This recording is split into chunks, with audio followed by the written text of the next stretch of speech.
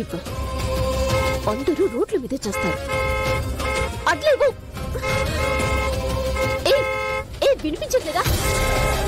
తప్పుకోవా, నేను నిన్ను చిరాక్కి గుద్దేస్తాను. చాలు.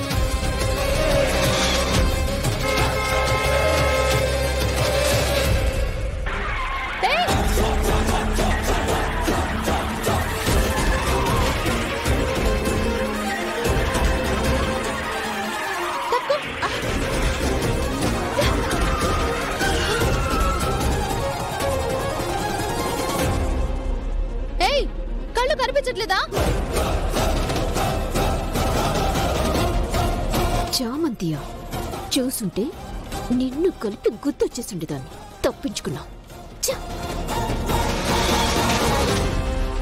అమ్మా, మీకేం కాలేదు కదండి? చామ్, నీకేం కాలేదు కదా? లేదు బాబు, నాకేం కాలేదు. అది నిషా కారు. చివరికి మనుషుల్ని కూడా చంపేంత రేంజ్కి వెళ్ళిపోయింది. దాని బుద్ధి మారనే మారదు.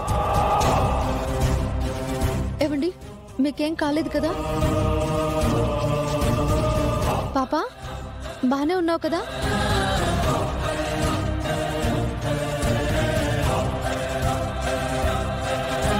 అలా చూస్తున్నారేంటండి? ఏమైంది పాపా?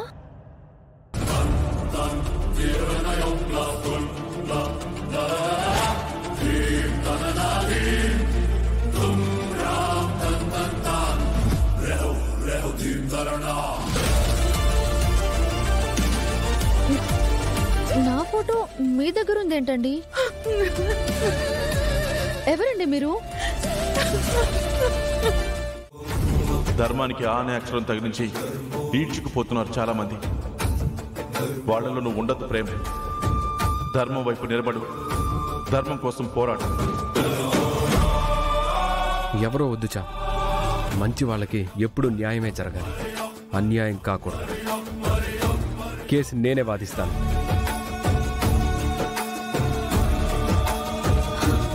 బాబు, అమ్మగారికి తెలిస్తే అమ్మగారు పెద్ద గొడవ చేస్తారు. వేరే లాయర్ని పెడదాం బాబు. ఎవరు ముందుకు రారు చా. ఆయన జైలరే కాదు, కొంచెం పలుకుబడి ఉన్న వ్యక్తి కూడా. వాదించడానికి భయపడతారు. ఒకవేళ ఎవరన్నా తీసుకున్నా వీళ్ళకి న్యాయం జరుగుతుందో లేదో కూడా చెప్పలేం.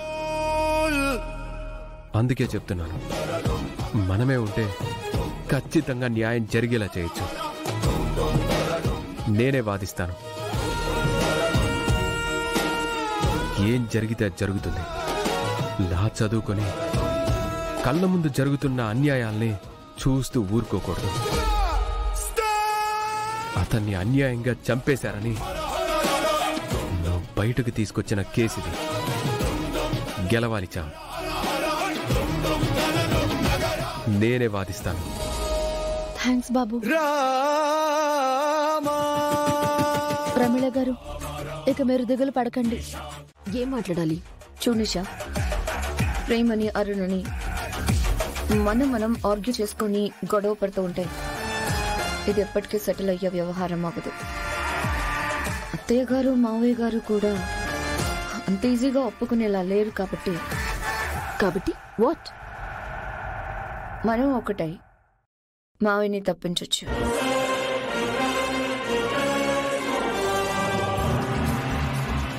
ఆ తర్వాత అరుణ్ సార్ని CEO చేద్దాం. అప్పుడు నువ్వు కోరుకున్నట్టే ఆస్తులు ప్రేమ్కి సగం, అరుణ్ సార్కి సగం డిసైడ్ చేద్దాం. ఇంకేం ఆలోచించుకు నిషా. కలిసి పోరాడితే ఫలితం ఉంటుంది. విడివిడిగా ఆరాట పడితే గొడవే మిగులుతుంది. ఓకే చెప్తే ఇద్దరికి బాగుంటుంది. అక్క, నిజంగా నువ్వు మనస్ఫూర్తిగా ఈ డీల్కి ఓకే అంటున్నావా? అవును, మనసులో నుంచే వచ్చింది. నీకోకేనా? యా, నాకోకే అక్క. అయితే బోర్డు మెంబర్స్తో మీటింగ్ ఏర్పాటు చేయించు. అంకుల్ని తప్పించేద్దాం. Thank you Nisha. You're welcome అక్క. చిక్కింది చేప సార్ సీఈఓ అయ్యాక ఇప్పుడు ఆస్తి ప్రేమ్కి ఎలా వెళ్తుందో నేను చూస్తాను. ముందు బోర్డ్ మెంబర్స్ తో మీటింగ్ జరిగి అంకుల్ ని సీఈఓగా తప్పిస్తే ఆ తర్వాత ప్రేమ్ ని సీఈఓ చేసే కథని ఎలా నడపాలో నేను నడిపిస్తాను. నా వెనక మా డాడ్ ఉన్నాడు కదా.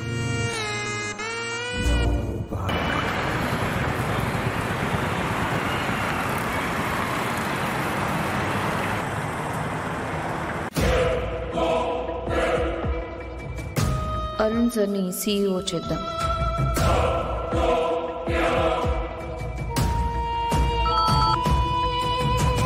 చెప్పమ్మా నిషా, ఏమైంది? నాకు రోజాకి ఒక డీల్ అయింది డాడ్. అరుణ్ సార్ని సీఈఓ చేద్దాం.